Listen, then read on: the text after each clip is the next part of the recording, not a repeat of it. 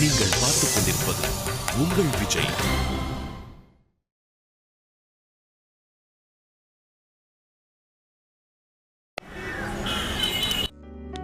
Good morning sir. உட்கார். உன்னோட leave application பார்த்தேன். கல்யாணமா உனக்கு? Yes sir. கல்யாணமா?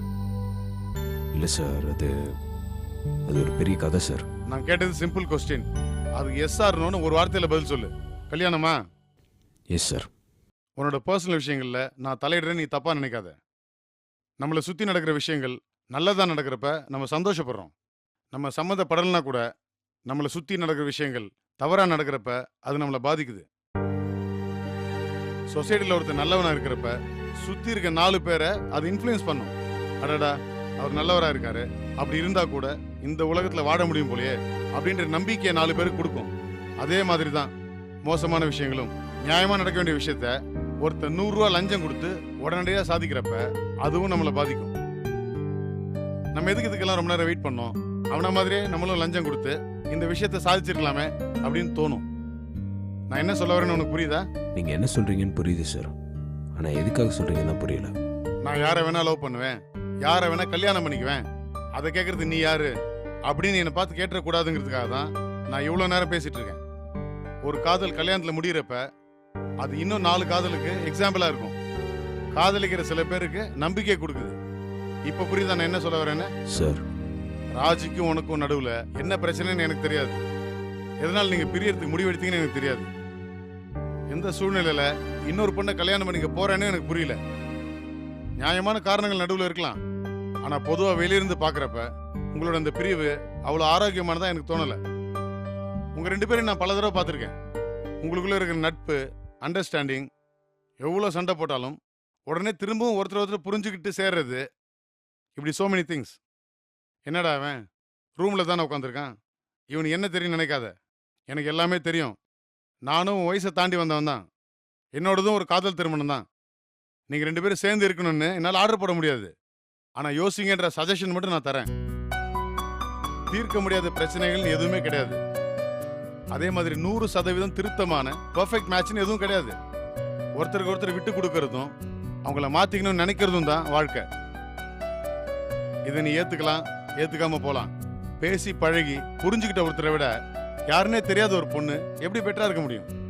இது என்னோட சொந்த கருத்துக்கள். இதை அப்படியே விட்டுடலாம். இது என் பர்சனல் விஷயம். இதை பத்தி கருத்து சொல்றதுக்கு கம்பெனிக்கு உரிமை இல்லை. அஃபிஷியலா நான் ஒழுங்கா வேலை செய்யறேன்னா மட்டும் பாருங்க அப்படின்னு ஒருவேளை நீ சொன்னா அதை நான் ஒத்துக்க மாட்டேன். ஒருத்தனோட ப்ரொஃபஷனல் பெர்ஃபார்மன்ஸ் அவங்களோட பர்சனல் குணாதிசயங்களை பொறுத்து தான் அமையும். சொந்த வாழ்க்கையில நேர்மையா இல்லாத ஒருத்தன் அவனோட ப்ரொஃபஷனல் வாழ்க்கையில மட்டும் எப்படி நேர்மையா இருக்க முடியும்? உன்னோட பேசிக் கேரக்டர்ஸ் நீ செய்யற வேலையிலையும் எதிரொலிக்கும். நீ எந்த எதிர்பார்ப்பும் இல்லாம உன்னோட சொந்த வாழ்க்கையில 4 பேருக்கு உதவி பண்றவனாவும் நல்லவனாவும் நடந்துகிட்டதால தான் கம்பெனிக்கு 150 கோடி மதிப்புள்ள ப்ராஜெக்ட் கிடைச்சது. நீ ரொம்ப நேர்மையான ஆள், தைரியமான ஆள், ரொம்ப அன்பான பர்சன். ஆனா இப்ப இந்த கல்யாண விஷயத்துல நீ நடந்துக்கிறது அதுக்கு ரொம்ப எதிரா இருக்கு. இது உன்னோட பர்சனல் வாழ்க்கைன்னு ஒதுக்கி தள்ளிட முடியாது. அது எதிர்காலத்துல உன் ப்ரொஃபஷனல் வாழ்க்கையிலையும் இந்த கேரக்டரோட இன்ஃப்ளூயன்ஸ் இருக்கும். காதல்ன்றது ஒரு அருமையான ரிலேஷன்ஷிப், ஒரு கமிட்மெண்ட், பேப்பர்ல போடப்படாத ஒரு ஜென்டில்மேன் அக்ரிமெண்ட். அதையும் தாண்டி ஒரு பொண்ணை மதிக்க தெரிஞ்சவன், ஒரு பொண்ணை நேசிக்க தெரிஞ்சவன், அவளுக்காக விட்டு கொடுக்க தயாரா இருக்கிறவன், இப்படி ஒரு காதலுக்கு பின்னாடி பல விதமான குணாதிசயங்கள் இருக்கு. இது எல்லாமே ஒரு பிசினஸ் செய்யறப்பவும் தேவைப்படக்கூடிய கேரக்டர்ஸ். ட்ரஸ்ட் அண்ட் கமிட்மெண்ட், இந்த ரெண்டும் ஒரு பிசினஸுக்கு முக்கியமான ஒரு குவாலிட்டிஸ். அது உன்னோட சொந்த வாழ்க்கையில இல்லைன்னா ப்ரொஃபஷனல் வாழ்க்கையிலையும் எதிர்பார்க்க முடியாது. சொந்த வாழ்க்கையும் ப்ரொஃபஷனல் வாழ்க்கையும் ஒரு நாணயத்தோட 2 பக்கங்கள் மாதிரி. ஒரு பக்கம் 1 ரூபாயாவும் இன்னொரு பக்கம் 2 ரூபாயும் இருக்க முடியாது. என்னோட பர்சனல் வாழ்க்கை வேற, ப்ரொஃபஷனல் வாழ்க்கை வேறன்னு ஒருத்தன் சொன்னா அவன் இரட்டை வேஷம் போறான்னு அர்த்தம். இல்லைன்னா அப்படி வாழ்றவன் பரிதாபத்துக்குள்ளானவன்னு அர்த்தம். நான் சொல்ல வர்றது இதுதான். ஒரு கணவனா வீட்லையும் ஒரு கண்ட்ரி ஹெடா இந்த ஆஃபீஸ்லையும் நான் பண்ற 2ம் வேற வேற ரோலா இருக்கலாம். ஆனா நேர்மையா இருக்கிறது, கமிட்மெண்ட்டை சின்சியரா ஃபாலோ பண்றது, உண்மையை பேசுறது, இதெல்லாம் ஒருத்தரோட கேரக்டர்ஸ். இது ஆஃபீஸில் ஒரு மாதிரியும் வீட்டில் ஒரு மாதிரி இருக்க முடியாது இல்லையா? புரியுது சார், ஆனால் நீங்கள் நினைக்கிற மாதிரி எதுவும் இல்லை சார். இது வேற. உங்களுக்கே இது புரியும் சார். எனக்கு தெரிஞ்ச நான் பார்க்குற விஷயங்களை வச்சு உனக்கு அட்வைஸ் பண்ணேன், அவ்வளோதான். Thank you sir. ஒரு ஆஃபீஸில் நல்ல டீம்மேட்டாக இருக்கிற 2 பேர் வாழ்க்கை பூரா நல்ல சோல்மேட்டா இருக்க முடியும் தான் நான் நினைக்கிறேன். அதைத்தான் நான் நம்புறேன். அதை தாண்டி அவங்க 2 பேரும் சேர்ந்து இருக்க முடியலன்னா பிரச்சனை வெளியே கிடையாது, அவங்க கிட்ட தான். சில விஷயங்களை நான் நேரடியாக பேச விரும்பல, பேசவும் கூடாது. ஆனா உனக்கு இந்த மாதிரி நேரத்துல யாராவது ஒருத்தரோட அட்வைஸ் கண்டிப்பா தேவைப்படும். ஏதாவது தப்பா சொல்லியிருந்தா. சார், நீங்கள் எப்போவுமே இது தப்பாக சொன்னதில்லை சார். அப்படியெல்லாம் கிடையாது. எல்லா மனுஷனுக்கும் இருக்கிற பிரச்சனைகள் வேற வேற. வாழ்க்கைன்றது ரொம்ப கஷ்டமான ஒரு பரீட்சை. அதுல நிறைய பேர் ஃபெயில் ஆகிறதுக்கு காரணம் மற்றவங்கள பார்த்து அதே மாதிரி காப்பி அடிச்சு எழுதணும்னு நினைக்கிறது தான். இந்த எக்ஸாமை பொறுத்த வரைக்கும் ஒவ்வொருத்தருக்கும் வேற வேற கொஸ்டின் பேப்பர்னு யாருக்குமே தெரியறதில்ல. நான் சொல்றதை நீ ஃபாலோ பண்ணணும் கேட்கணும்னு அவசியம் இல்லை. சொல்லணும்னு தோணுச்சு சொன்னேன். இங்க பார், உனக்குள்ள உள்ள பட்சி என்ன சொல்லுதோ அதை கேளு, அதுக்கு பயந்து நடந்துக்க. That's all. நீ போலாம். Thank you sir.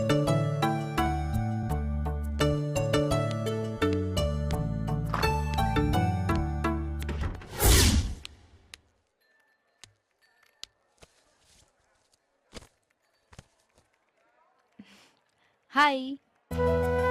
என்ன சொல்லும் சீரியஸா இருக்கீங்க? ம், என்ன ஃபீலிங்கா? இல்லை, அப்படிலாம் ஒன்றும் இல்லை. நியாயமா பார்த்தா நான் தான் ஃபீல் பண்ணணும். நீ ஏன் ஃபீல் பண்றேன்னு எனக்கு புரியலையே. போனா போட்டுமேன்னு சிரிக்கிற? நேத்து நான் அப்படி நடந்துக்கிட்டேன்னு கோவமா? நீ செத்து போகிறேன்னு சொன்னா சந்தோஷமா இருக்குமா? டேவிட் என்னென்னமோ சொல்லி குழப்பி விட்டுட்டாரு. அவரெல்லாம் ஒரு ஆளா? அவர்கிட்ட போய் ஏன் இதெல்லாம் சொல்கிற? இல்ல, நீ கார்த்திகை லவ் பண்றியா இல்ல சும்மா சுத்தினியா? அவனுக்கு கல்யாணம் ஆக போகுது, நீ பாட்டுக்கு எதுவுமே சொல்லாம சும்மா இருக்கேன்னு கேட்டாரு. அதான். அதுக்கு மொத்த கதையை அவர்கிட்ட சொல்லணுமா?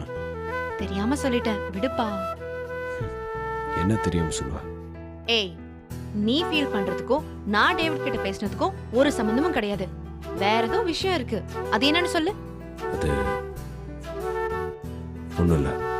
நேத்து நான் கோவப்பட்டதுக்கு ராத்திரி ஃபுல்லா போன்ல உன்கிட்ட மன்னிப்பு கேட்டாச்சுல்ல, இது அதுலன்னு எனக்கு தெரியும்.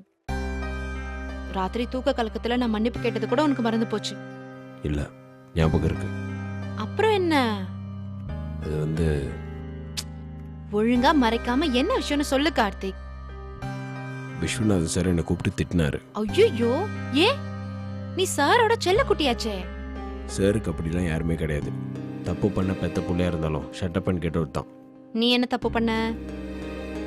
என் கல்யாண விஷயம் சாருக்கு தெரிஞ்சிருக்கு. அதுக்கா திட்டினாரு? ம், பாருடா. என்ன உனக்கு சந்தோஷமா? உன்னை திட்டினது எனக்கு சந்தோஷம் இல்ல, சார் எனக்காக உன்னை கூப்பிட்டு திட்டிருக்காரு. நான் அதை பத்தி தான் யோசிச்சேன்.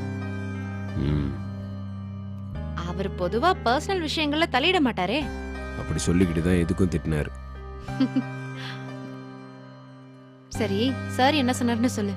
தனி மனுஷன் ஒழுக்கம் இல்லாதவன் எப்படி சமுதாயத்தில் இருக்க ஒழுக்கத்தை உருவாக்க முடியும்னு அப்படி இப்படின்னு. புரியல. பர்சனல் லைஃப்பில் ஒழுக்கம் இல்லாத ஒருத்தன் ஆஃபீஸ்லேயும் ஒழுக்கமாக இருக்க மாட்டான்றது தான் சாரோட கான்செப்டே. ஓஹோ. அப்போ நம்ம லவ் பண்றது சாருக்கு தெரியுமா? என்ன கேள்வி கேட்குற? அதுக்கு தானே அவர் என்னை கூப்பிட்டு திட்டினதே. நீ ராஜியை லவ் பண்ணிக்கிட்டு இப்படி வேற யாரையோ கல்யாணம் பண்ணிக்க போகிறதா சொல்கிறிய. நீ எல்லாம் வாழ்க்கையில் மற்ற எந்த விஷயத்தையும் பேசுறதுக்கு யோகியத்தையே இல்லாதவன்னு சொல்லிட்டார். ரொம்ப திட்டாரா? இதுதான் அவர் சொன்னது. அது ரொம்பவா இல்லையான்னு நீ தான் சொல்லணும். சாரி. வேற யார் சொல்லியிருந்தாலும் கவலைப்பட்டிருக்க மாட்டேன். சார் என்னை தப்பாக நினைக்கிற மாதிரி ஆயிடுச்சுன்னு தான் ரொம்ப கவலையாக இருக்கு. நீ சொல்லலாம்ல. சாரை பற்றி தான் உனக்கே தெரியும்ல, பட்டுன்னு போட்டு உடைச்சிருவாரு. எனக்கு வாயத்திர கூட தைரியம் வரல. இதெல்லாம் ஒரு டிராமான்னு சொல்லியிருந்தா இதை விட ஜாஸ்தியா திட்டிருந்தாலும் திட்டிருப்பாருல்ல. ம், இருக்கலாம். கஷ்டமா இருக்கா? கொஞ்சம். சரி, விட பாத்துக்கலாம். இத பத்தி நியாயமா கோவப்பட வேண்டியது, டிஸ்டர்ப் ஆக வேண்டியது நான் தான். நானே ஓகேன்னு சொல்றேன், அப்புறம் என்ன? உனக்கு கோவம் வரல? என்ன சிரிக்கிற? நேத்து நான் நடந்துக்கிட்டதுக்கு பேர் என்னவா? நீ கோவப்பட்டது நியாயம்தான். அப்படியா? ஆமா. பக்கத்துல இருந்து பாக்குற விஸ்வநாதன் சாருக்கு இவ்வளவு கோவம் வருதுன்னா பாதிக்கப்பட்டவனுக்கு கோவம் வராதா? நான் என்ன பாதிக்கப்பட்டேன்?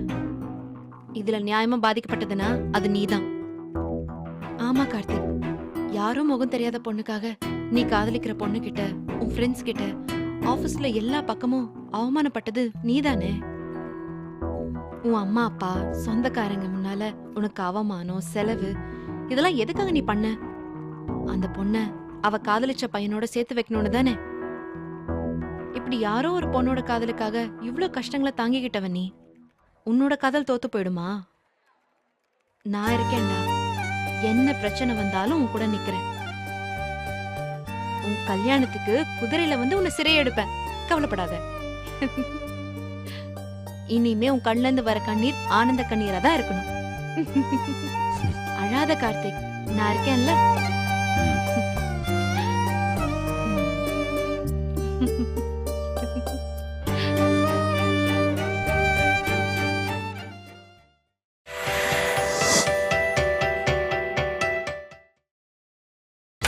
நீங்கள் பார்த்துக் கொண்டிருப்பது உங்கள் விஜய். Extremely sorry. ஒரு முக்கியமான மீட்டிங் போயிட்டு இருந்தது, அதான் லேட் ஆயிடுச்சு. 1.5 மணி நேரமா வெயிட் பண்ணிட்டு இருக்கோம். லேட் ஆகும்னு சொல்லியிருந்தா நாங்க சாப்பிட்டு போய் எங்க வேலையை பார்த்துருப்போம்ல.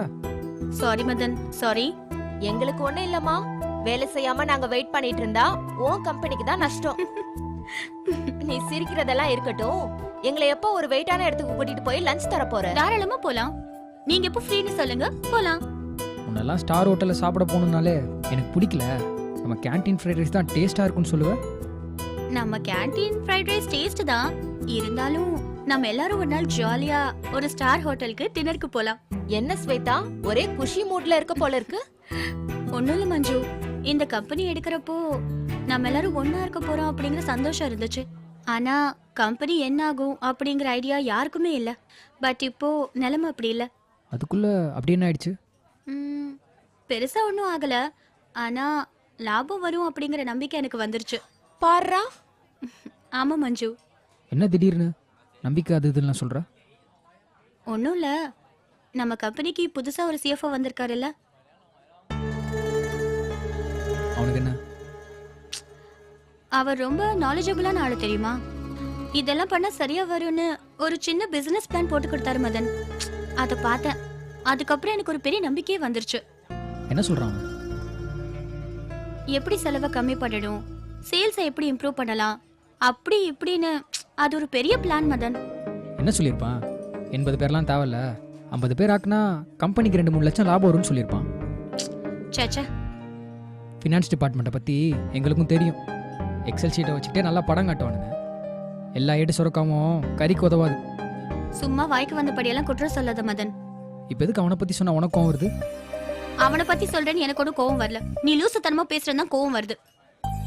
என்ன நான் என்ன இப்போ லூஸ்தனமாக பேசினேன்? இங்க பாரு மதன், நான் உன்கிட்ட ஆர்கியூ பண்ற மூட்ல இல்ல. இதை பார், ஒழுங்கா பேசுறதா இருந்தா பேசு. பேசிட்டு இருக்கும்போதே பேச்சை பாதியில கட் பண்ற. ஆர்குமெண்ட்ல எப்பவுமே ஓப்பன் மைண்டடா தான் இருக்கணும். முன்னாடியே இவன் இப்படிதான் முடிவு பண்ணிட்டு பேச ஆரம்பிச்சா ஆர்குமெண்ட் ப்ரொடக்டிவாவே இருக்காது. தேவையில்லாம சண்டையில தான் போய் முடியும். அப்ப நான் சண்டை போறேன்றியா? ஹேய் விடுங்கப்பா. நம்மளே ஸ்வேதாவை பாக்குறது குதிரை கொம்பா இருக்கு. இதுல வேற வம்படியா அவகிட்ட சண்டை போடுற. ஆமா மஞ்சு, எப்ப பாரு இவனுக்கு என்கிட்ட சண்டை போடணும். அதுக்கு ஏதாவது ஒரு காரணம் வேணும். சரி சரி, சண்டை போடல. என்ன சாப்பிட்றேன்னு சொல்லு. எனக்கு ஒண்ணு வேணாம். மா ஸ்வேதா, ரொம்ப பசிக்குதுமா, என்னால முடியல. சாப்பிட்டுக்கிட்டே சண்டை போடலாமே. ஓகே ஓகே, எனக்கு ஒரு ஃப்ரைட் ரைஸ். மஞ்சு உங்களுக்கு? ஆளுக்கு ஒன்னு ஆர்டர் பண்ணா பழனி இழுவைய போட்டுருவாரு. எனக்கு ஒரு ஃப்ரைட் ரைஸ் பா. சரி. ஸ்வேதா, நீங்க எங்கயா இருக்கீங்க? உங்களை எங்கெல்லாம் தேடிட்டு இருக்கேன். என்னாச்சு? இங்க என்ன பண்றீங்க? பசிக்குது, அதான் லஞ்ச் சாப்பிடலான்னு வந்தேன். என்னங்க நீங்க?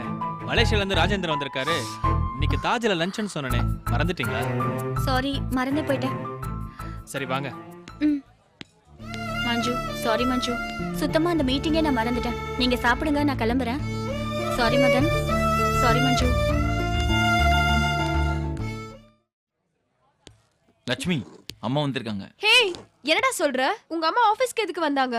ஹேய், வந்தது எங்க அம்மா இல்ல, உங்க அம்மா. ஹே, அவங்கள எதுக்கு இங்க கூட்டிட்டு வந்த? நான் ஒன்னும் கூப்பிடல லட்சுமி, அவங்க தான் உன்னை பார்க்கணும்னு அடம் பிடிச்சு வந்திருக்காங்க. வராங்க. அம்மா, எதுக்குமா இவ்ளோ தூரம் நீங்க வந்தீங்க? சொல்லிருந்தா நாங்களே அங்க வந்திருப்போம்ல. சரி உட்காருங்க. என்ன சாப்பிடுறீங்க? இல்லப்பா, எனக்கு இப்ப ஒண்ணும் வேண்டாம், நீங்க சாப்பிடுங்க. பல்லேன 3 காஃபி. விஷ்ணு, நான் தான் ஒண்ணும் வேண்டான்னு சொன்னேன்ல. சாரி ஆண்டி, 1 லட்சுமிக்கு 2 எனக்கு. அம்மா, விஷ்ணு இருக்கிற இடம் எப்பவுமே கலகலப்பா தான் இருக்கும். ஆமாமா, விஷ்ணுக்கு சென்ஸ் ஆஃப் ஹியூமர் கொஞ்சம் அதிகம் தான். Thanks aunty. பார்த்த கொஞ்ச நாள்லயே என்னை பத்தி நல்லா புரிஞ்சு வச்சிருக்கீங்க. கொஞ்ச நாள்ல இல்லப்பா, கொஞ்ச நேரத்திலேயே உன்னை பத்தி நல்லா புரிஞ்சுக்கிட்டேன். நீ எப்படிப்பட்ட கேரக்டர்னு. உன் கிருதாவும் மீசையுமே சொல்லுதே நீ ஒரு காமெடியன்னு. என்ன ஆண்டி இப்பதான் பத்து வச்சீங்க, அதுக்குள்ள ஊதி அணைச்சிட்டீங்க.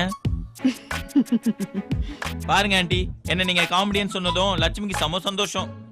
எப்படியோ என் பொண்ணு நீ சந்தோஷமா வச்சிருக்கல, அதுவே போதும்.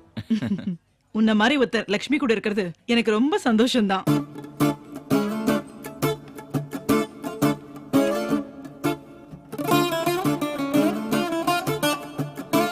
விஷ்ணு மாதிரி ஒருத்தர் லைஃப் பூரா கூட வச்சிருந்தா எந்த சிச்சுவேஷன்லயும் நம்ம சிரிச்சுக்கிட்டே இருக்கலாம். கரெக்டா சொன்னீங்க ஆண்டி.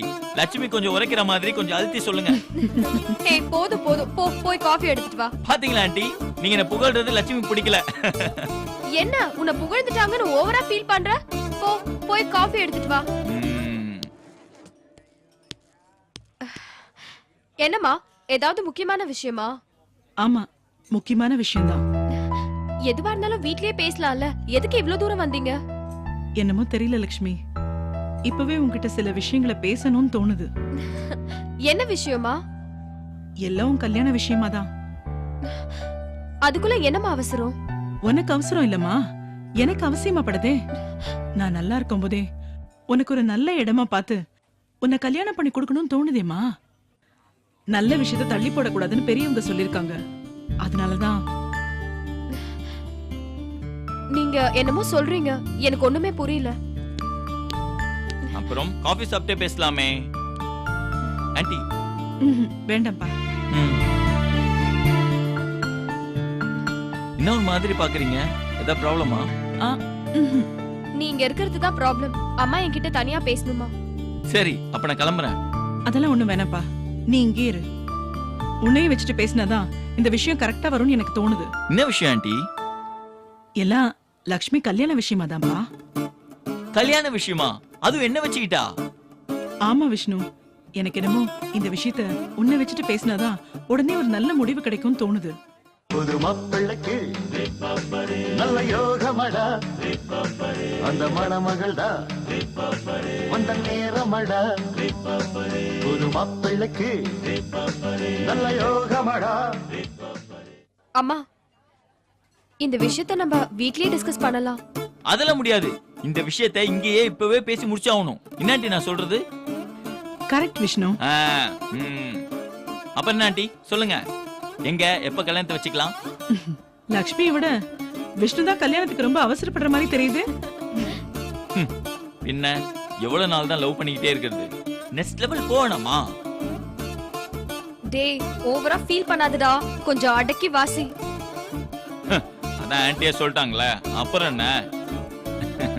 விஷ்ணு, நான் பார்த்ததுலயே லக்ஷ்மிக்கு எல்லா விதத்திலயும் பொருத்தமானவன் இந்த ஆபீஸ்ல ஒருத்தன் தான்.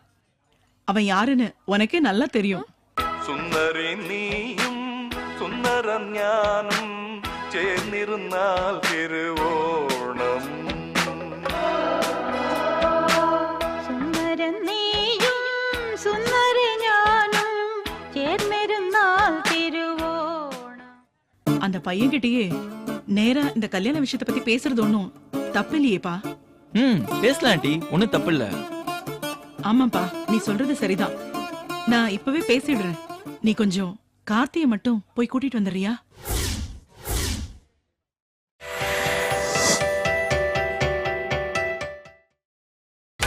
நீங்கள் பார்த்துக் கொண்டிருப்பது உங்கள் விஜய். அந்த பையன்கிட்டயே நேரா இந்த கல்யாண விஷயத்தை பத்தி பேசுறது ஒண்ணும் தப்பு இல்லையேப்பா. பேசலாம் ஆண்டி, ஒண்ணும் தப்பு இல்ல. ஆமாப்பா, நீ சொல்றது சரிதான். நான் இப்பவே பேசிடுறேன். நீ கொஞ்சம் கார்த்தியை மட்டும் போய் கூட்டிட்டு வந்துடுறியா? பொன்ன நினைச்சே பாட்டு படிச்சே தங்கமே ஞான தங்கமே, என்ன நினைச்சே நானும் சிரிச்சே தங்கமே ஞான தங்கமே. அந்த வானம் அழுதாத்தான் இந்த பூமியே சிரிக்கும். என்ன விஷ்ணு பாத்துட்டு இருக்க? போய் கூட்டிட்டு வந்துருப்பா. அம்மா, அம்மா உனக்கு எத்தனை தடவை சொல்லிருக்கேன் கார்த்திக் ராஜேந்திர பொண்ண லவ் பண்றான்னு. அவன் அவ்வளவுதான் கல்யாணம் பண்ணிக்க போறான். நீ தேவையில்லாம பேசி யாரையும் கன்ஃபியூஸ் பண்ண வேண்டாம். ஃப்ரீயா விடுமா. எனக்கு என்னமோ அவன் ஒருத்தன்தான் உனக்கு பொருத்தமானவன் தோணுது லட்சுமி. மத்தவங்கலாம் உன் பக்கத்திலேயே நிக்க கூட லாய்க்கே இல்லாதவங்கன்னு தோணுது லட்சுமி. இதுக்குதான் இவ்வளவு பில்டப்பா? டேய் கார்த்தி, ஏஞ்சல் ஆரம்பிச்சு ராஜி, சூசன், சுமதி, லட்சுமின்னு இப்படி ஒரே டயத்துல எல்லாரும் எப்படி அண்டர்டேக் பண்ற? அப்படி என்னதானா உன்கிட்ட இருக்கு? வரேன்டா வரேன், உன் ஷட்டரை இழுத்து மூடுறேன். எக்ஸ்கியூஸ் மீ லட்சுமி, காஃபி ரொம்ப கசக்குது, நான் சக்கரை போட்டு வரேன். ஏன் லட்சுமி கல்யாண பேச்சு எடுத்தாலே தட்டி தட்டி பேசுற? உன் மனசுல வேற யாராவது இருக்காங்களா? தயக்கம் இல்லாம என்கிட்ட சொல்லுமா. ஏன் விருப்பத்தை விட உன்னோட சந்தோஷம் தான் முக்கியம். என்ன லட்சுமி இப்படி யோசிக்கிற? உன்னோட செலக்ஷன் கண்டிப்பா நல்லதா இருக்கும். தயங்காம சொல்லு, உன் மேல எனக்கு நம்பிக்கை இருக்கு. இப்ப எப்படி சொல்வீங்க? அப்புறம் நான் சொன்னதுக்கு அப்புறம் இது குறை அது குறைன்னு சொல்லக்கூடாது. அப்பதான் நான் சொல்லுவேன். அப்படிலாம் எதுவும் சொல்ல மாட்டேன், சொல்லு. அம்மா, நான் லவ் பண்ற பையன் வேற யாரும் இல்ல, அவன்தான். விஷ்ணுவா?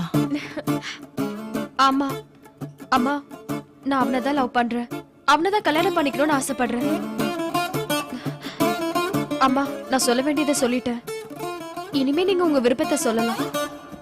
அம்மா அம்மா, உடனே சொல்லணும்னு அவசியம் இல்ல. டைம் எடுத்து கூட சொல்லலாம்.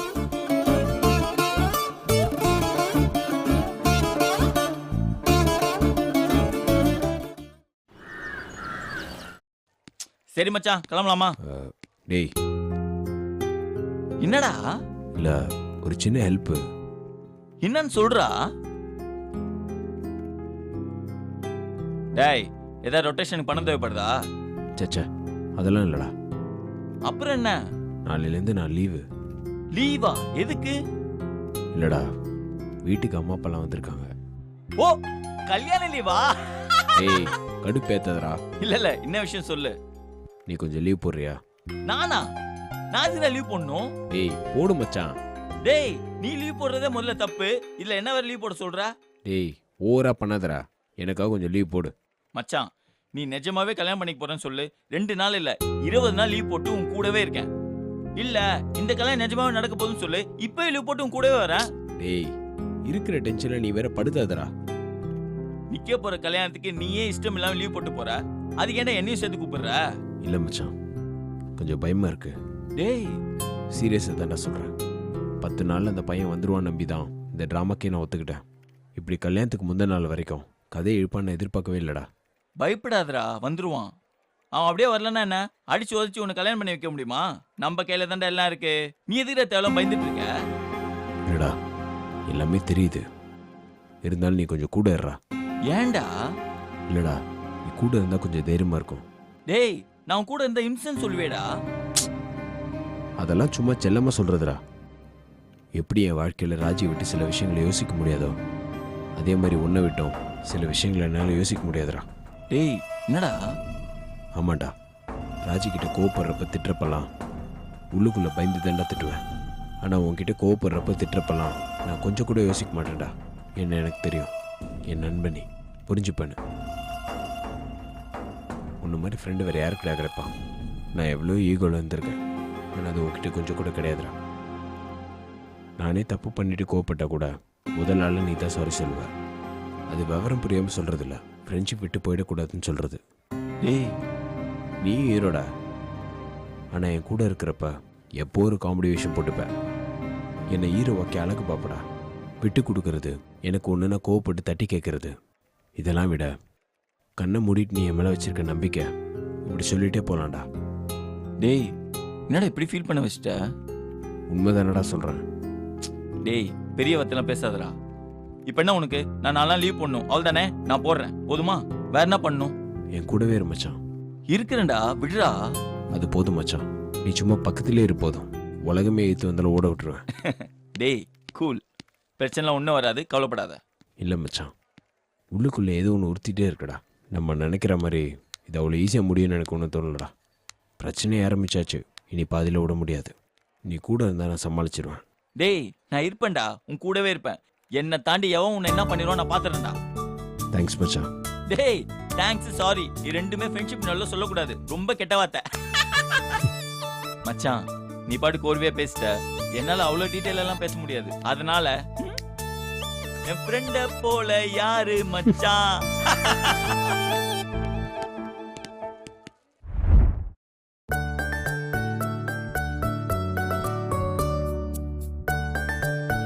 ஏன் அந்த ரிமூவர் எடுடி? என்னடி அப்படி பாக்குற?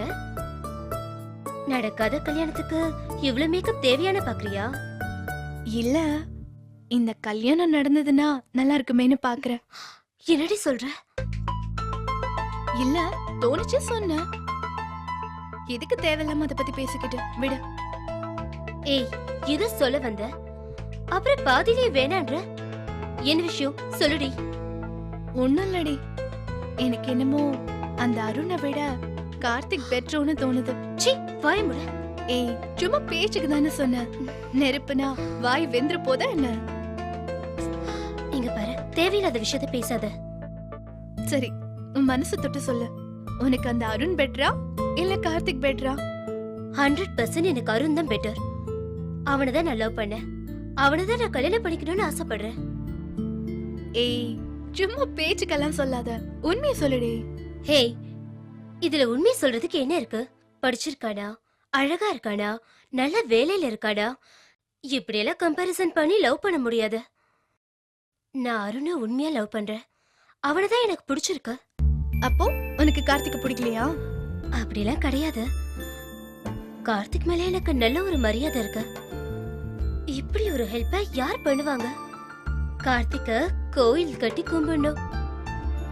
அவ்வளவு ஈஸியா இவன மாதிரி ஒருத்த யாருக்கும் கிடைக்க மாட்டாங்கல்ல?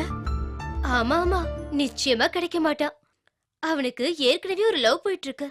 ஐயோ என்னடி சொல்ற? ஆமாண்டி, அவ ஆபீஸ்ல வேலை செய்யற ராஜின்ற ஒரு பொண்ணு லவ் பண்றா. அவளதான் கல்யாணம் பண்ணிக்க போறா. உன் மனசுல அப்படி ஒரு ஆசை இருந்தா இப்பவே தூக்கி போட்டு. நான்லாம் ஒன்னும் ஆசைப்படலப்பா, எனக்கு எதுக்கு அந்த பேராசை?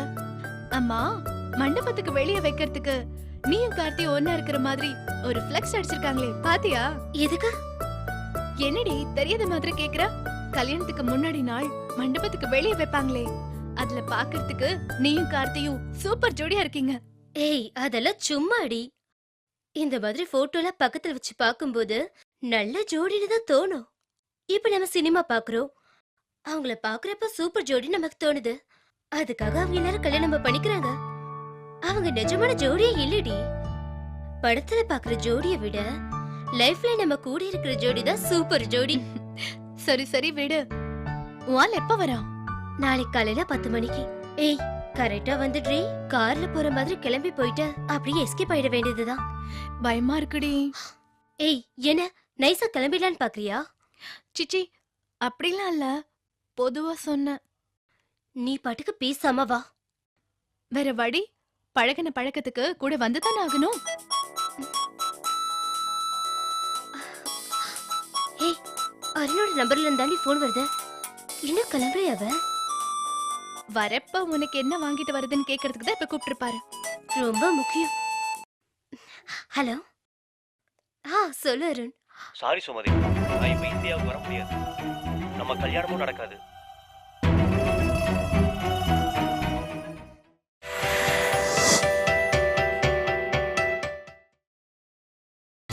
நீங்கள் பார்த்துக் கொண்டிருப்பது உங்கள் விஜய். ஹலோ சொல்லு அருண். சாரி சுமதி, நான் இப்ப இந்தியாவுக்கு வர முடியாது. நம்ம கல்யாணமும் நடக்காது.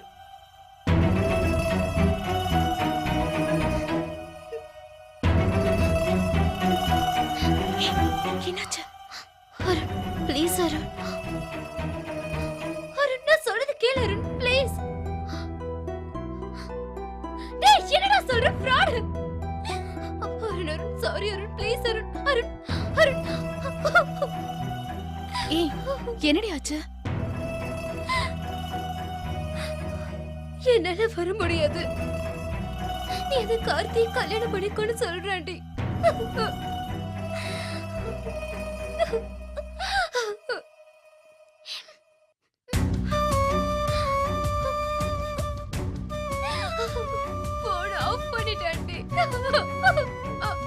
என்னடி உங்களுக்கு நடுவுல ஏதாவது பிரச்சனையா? அப்படிலாம் எதுவுமே இல்லடி. அவன் வீட்டுல எப்படி சொல்றதுன்னு யோசிச்சுட்டே இருந்தான். இப்படி மொத்தமா காலை வருவான்னு நான் நினைக்கவே இல்லடி. ஏய், அவன் என்னடி சொன்னா? கரெக்டா சொல்லு. என்னோட சூழ்நிலை சரியில்லை. நான் உன்னை கல்யாணம் பண்ணிக்க முடியாது. என்னை மன்னிச்சுடு. என்னை மறந்துட்டு வேற யாரையாவது கல்யாணம் பண்ணிக்கோ. எனக்காக காத்திருக்க வேணும்னு சொல்றாண்டி. அவன் தான் தெளிவா சொல்லிட்டான்ல. இதுக்கும் மேல அவனை நீ நம்புறதுல எந்த பிரயோஜனமும் இல்ல. அவனை மறந்துரு. அப்புறம் எதுக்கு என்ன வரேன்னு சொல்லி ஏமாத்துனா? இந்த ஆம்பளைங்களே அப்படிதாண்டி. முதல்ல தூக்கி போடு அவனை. விட்டது சனியன்னு தலை முழுக பாரு. இப்ப நான் என்னடி பண்ணுவேன் சொல்லடி.